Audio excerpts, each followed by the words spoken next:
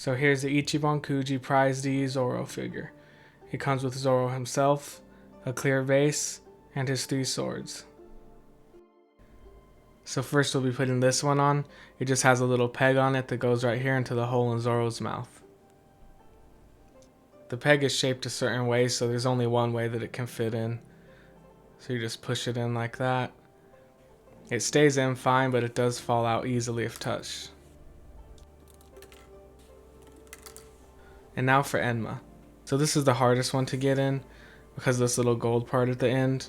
It's a bit thicker than the rest of the sword, so you have to push pretty hard to get it in there.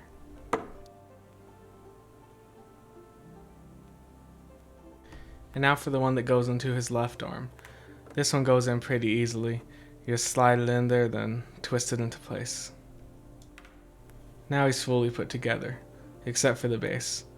And he can stand up without the base, but he's just super unstable. Like, just push him like that and he's gonna fall back. Or like this and he'll fall forward, so.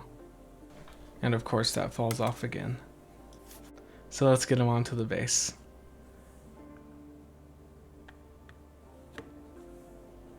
Now he's complete.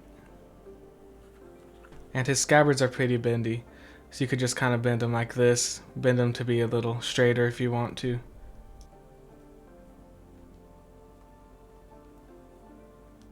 First thing I noticed about this figure is that it's pretty small. Seems to be around Grand Line man size.